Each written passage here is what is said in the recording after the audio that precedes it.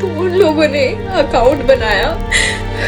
मैं report file करने भी गई हूँ, बट सब कुछ बंद था। और जहाँ पे मैंने फाइल किया है वो बोले कि रिसर्च करेंगे, ये करेंगे, वो करेंगे। सारा नाम देने के बाद भी वो लोग, जो पुलिस वाले, उन लोगों ने बोला कि वो लोग रिसर्च करेंगे। सबूत सामने है, जब लड़की सामने आकर वीडियो बना रही है, जब चैट्स लीक्ड हो गए हैं, उसके बाद भी कार्रवाई क्यों नहीं हो रही? ये एक ऐसी कंटेंट क्रिएटर है जो बस्तर की संस्कृति को उभारती है, गर्व से दिखाती है, लेकिन इसके साथ ऐसा कुछ हुआ जिसने इसे पूरी तरीके से डरा कर रख दिया। एक कंटेंट क्रिएटर और डीएसपी की बेटी भी अब सुरक्षित नहीं है। नमस्कार, आप देख रहे हैं सीजी भास्कर, मैं हूं आस्था तिवारी। छत्तीसगढ़ के बस्तर की रहने वाली निवेदिता मंडावी। अब आप सोचेंगे ये कौन है? ये एक ऐसी कंटेंट क्रिएटर है जो बस्तर की संस्कृति को उभारती है, गर्व से दिखाती है, लेकिन इसके साथ ऐसा कुछ हुआ जिसने इसे पूरी तरीके से डरा कर रख दिया। दरअसल वही लोग जो इसे देखा करते हैं वो इसके लिए सुरक्षित नहीं हैं। एक ग्रुप बनता है इंस्टाग्राम पर, नशा मुक्त नाम से बनता है और इसको इनविटेशन आता है।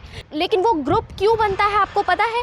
क्योंकि उसमें प्लानिंग होती है, प्लानिंग इसके गैंग रेप की, कि किस तरीके से इसका अपहरण करना है और फिर गैंग रेप करना है, जिसका चैट्स भी अब लीक हो चुके हैं। आप स्क्रीन पर देख रहे होंगे किस तरीके से अश्लील बातें की जा रही थी निवेदिता को लेकर।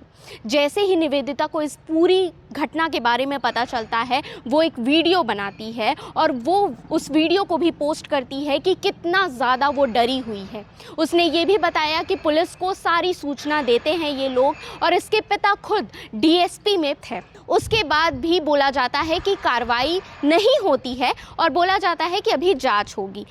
उस वीडियो में इसने ये भी बताया है कि वो कितनी ज़्यादा डरी हुई है, यानी वो पर्सनालिटी जो लोगों के सामने आती है, उभर कर दिखती है, अपनी संस्कृति को पेश करती है, अपने बस्तर का नाम ऊंचा करती है, उसी लड़की के साथ ऐसी करतूत करने का सोचा जाता है। और वो जो युवा हैं, कई युवा नाबालिग है। अभी ये चीज़ें पुलिस सामने नहीं बता रही है कि उनमें से 5 नाबालिग है या फिर कुछ नाबालिग है और कुछ बालिग है।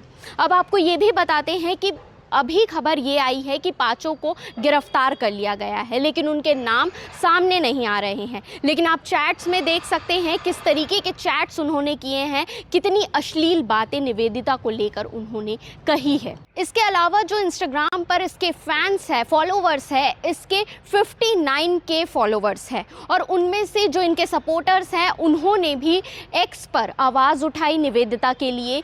उन्होंने भी ये ट्वीट किया है कि ये अवार्ड विनिंग कंटेंट क्रिएटर है। उसके बाद भी इसके साथ जब ऐसा हो रहा है, सबूत सामने है, जब लड़की सामने आकर वीडियो बना रही है, जब चैट्स लीक्ड हो गए हैं, उसके बाद भी कार्रवाई क्यों नहीं हो रही है? लेकिन इन सारे सवालों के बाद जब कार्रवाई होती है, 5 आरोपियों को गिरफ्तार किया जाता है।